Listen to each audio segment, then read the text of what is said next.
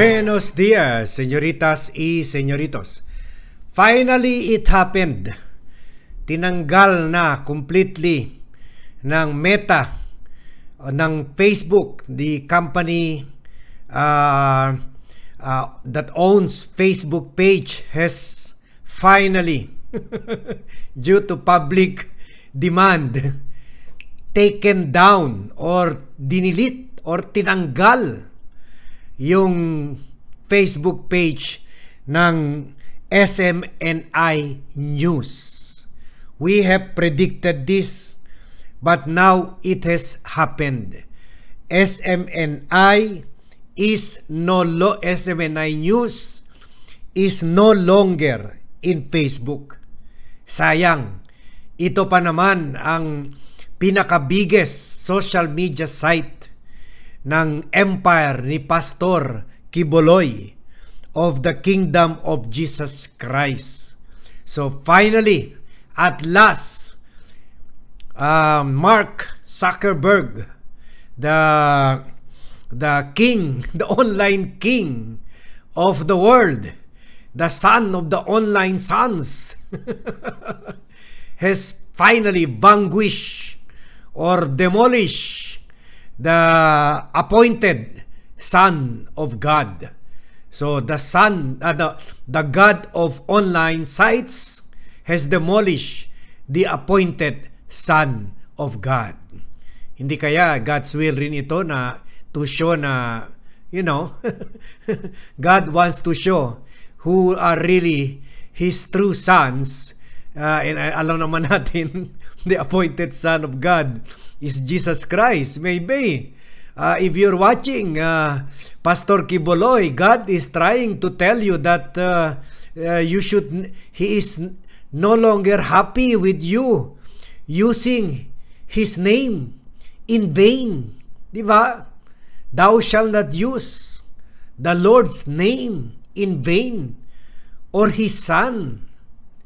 You cannot name yourself appointed Son of God, because in the Bible, and we all follow the same Bible, there is only one Son of God, yung the true Son of God who is also a God, and that is Jesus Christ. So maybe this is a lesson for you. So yun, according dito sa news sa Rappler, sa pag-check nila nung September 15, tanggal na nga talaga yung SMNI News. Sayang, from time to time kinukwot pa natin ito, at sana ni-record ko na lang. Marami rin ako na-interview dito during the last election. Paborito rin nila ako na political strategies na during the campaign. So pati yung mga interviews ko dito sa SMNI, wala na rin. No more. And I worry for my friends there.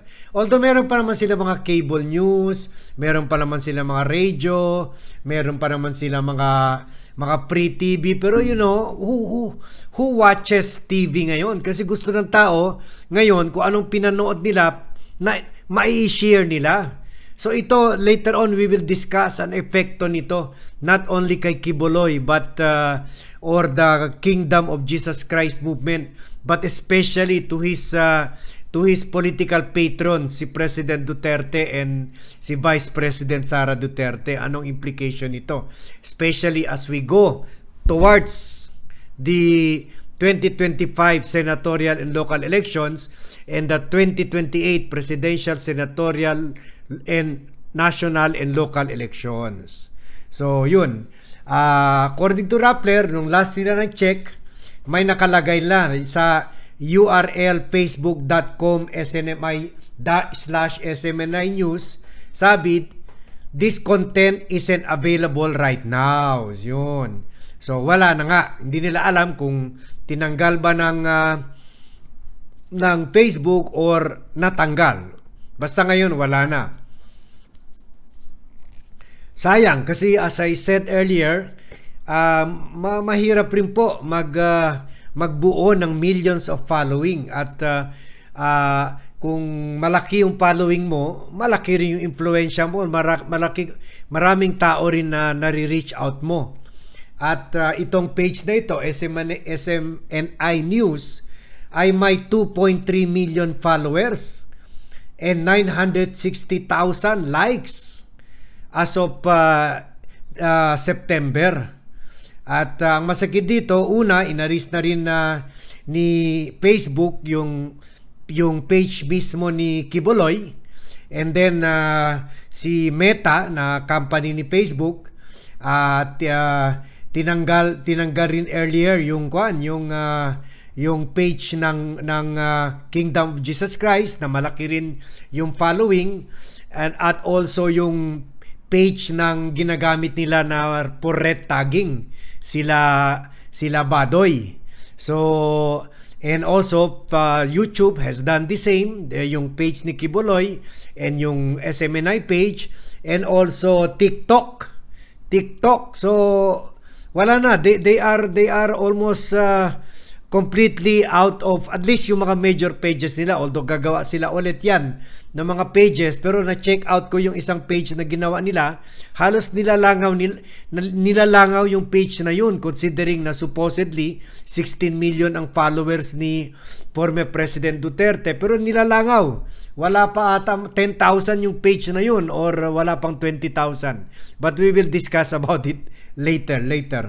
So, to recap, yung mga pagtatanggal nito ng pages ni Quiboloy ay dahil nga na sa dangerous organizations and individuals policy ng Facebook, kung saan they are taking issue relative to the issuance of Executive Order or EO 13818, kung saan sinasanction si Quiboloy for serious human rights abuse, money laundering, and also molestation. At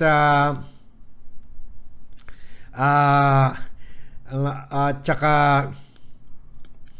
ang US government kasi, the EO authorizes the US government to sanction broader range of person associated with human rights abuse, including yung mga tao nagpo-provide ng technological support sa mga abuses na ginagawa ng rogue organizations or individuals. Yun.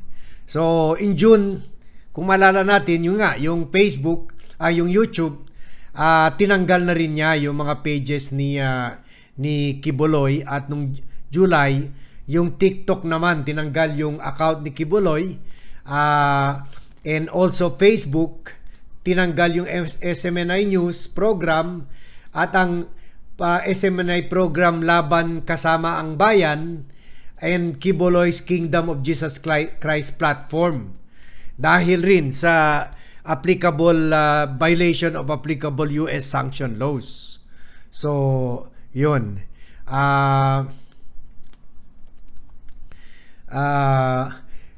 meron naman gumagawa sila Quiboloy, yung mga backup page nila na tulad nung, as we mentioned earlier, SMNI Public Affairs, pero konti pa lang talaga ang virality. So ito na nga, we already warned them before. Sana nung nagsimula na matanggal yung mga pages nila, they should have, reformed their ways. Itong ginagawa nila Badoy at saka nila Jeffrey Celis na mga red tagging, hindi talaga ito papasa sa Facebook. Kasi syempre ayaw rin na Facebook or ni YouTube o ni Twitter o ni TikTok na makasuhan sila later on for this kind of harassment na ginagawa nila Quiboloy. So I hope Quiboloy will make a serious soul searching na dahil dito. Kasi malaki po implikasyon nito. Kay Quiboloy siguro medyo hindi talaga, kasi kawawa yung mga followers niya, yung mga nagwo-worship sa kanya, kasi parang masyado silang believe kay Quiboloy, at sige pa rin sila donate kahit ang dami ng mga kaso pinailan sa kanya sa Amerika. Siguro nabobola sila ni Quiboloy na sinasabi na pinipersecute siya ng Amerika. Bulag sila sa katotohanan na ang ginodiyos ni Quiboloy ay si former President Duterte, na pumatay daw, according to human rights groups, ng 30,000 mostly innocent, or he was responsible, or he ordered the killing of 30,000 mostly innocent at maliliit na tao na during his bloody, corrupt and incompetent and useless anti-drug war. Kasi useless, corrupt, kasi nandyan pa rin eh. At hindi na isama sa campaign niya yung the likes of Arnie Teves, the likes of yung mga 1,000 generals na pinaresign na ni Marcos, na naging drug lord or drug protectors na rin. So kumbaga useless dahil nandyan pa rin ang drug problem. Maganda sana kung namatay ng 30,000, wala na yung drug problem or nabawasan lang. Hindi, andyan pa rin. Andyan pa rin. Mas lumala pa ka kasi mas naging general na kaysa malilit na criminal noon. Ngayon, mga colonels and generals and majors na sa nakita natin sa 6.7 billion shabu cover-up anomaly na involved rin mga top ranking, may isang 3-star general and 1-star general. So, ito, ang biggest damage ito will be to the Duterte camp. Kasi kahit pa paano, millions rin yung YouTube channel ni Quiboloy at SMNI, millions rin yung Facebook channel ni Quiboloy at SMNI. So, kahit pa paano, makakadagdag sana yun sa campaign at saka sa mga narrative na kahit tayo mamimiss ko na kunin yung mga patutsada ni former President Duterte. Kinukuha natin yun parati at yung ibang media sa SMNI news channel sa Facebook. So ngayon pati si Duterte o kahit si Sara, kasi very pro Sara rin sila, hindi na matutulungan ng SMNI. So they will have to go. Itong masakit, ang kampo ni Duterte at ang kampo ni Sara, they will have to go to the mainstream media, ABS-CBN, na inaaway nila, mga CNN, mga DZMM, GMA7, na inaaway ni former President Duterte. Kung tatagbo na si Sara or tatagbo yung mga kandidato niya, wala na yung SMNI, they will be forced to go to the regular mainstream media na kasama ng Rappler na inaaway nila at gusto nilang pabaksakin. So this is the biggest irony. So this will have a big effect on the communication war, on the public relations war of the Dutertes come 2025 and the 2028 elections. Kahit i-allow pa ni YouTube, Facebook at Twitter at TikTok na maibalik yung mga SMNI pages and Quiboloy pages sa mga social media sites nila, I don't think they will be able to build fast enough. Kasi sana malaki na ito, papunta na ito sa 3 million SMNI page eh. Sayang, I already warned you guys, yung mga friends ko dyan. Sana after yung nabigyan na kayo ng initial takedown ng mga pages nyo, sana inalis nyo na itong sila programa nila Jeffrey Celis ng mga peking komunista at saka sila itong si Badoy. Tumigil na sana kayo sa pag-interview sa mga kriminal, sa mga pagpipicture ng news ng mga magnanakaw, and you should have already shifted to being real journalists. Pero sayang. So ngayon, very manglakas ng influence. Nandiyan pa naman sila. Pero nobody listens to the radio that much anymore, except for the rural areas. And then sa mga cable TV who wants to pay for cable TV when you can get it for free sa mga online sites ng CNN, ABS-CBN, GMA7 and all that. So pati yung Duterte group will suffer from this development happening or crumbling down of the communication infrastructure ng Quiboloy group of companies. So sayang. And I hope my friends there are okay, hindi kayo mawalan ng trabaho. So I will pray for you guys. So yun na lang, yun ang kwan natin, ang development dito sa issue na ito. Please share this na lang, especially sa mga friends natin na naniniwala pa rin kay Kibuloy. Please do that. And ask them na lang to subscribe to the Vlogcaster Armaden YouTube channel at baka liliwanag pa yung pag-iisip nila about the realities in life at saka yung pambobola ng yung mga people like Pastor Kibuloy, sila Badoy at saka si Jeffrey Celis. So thank you very much for watching and see you in my next vlog.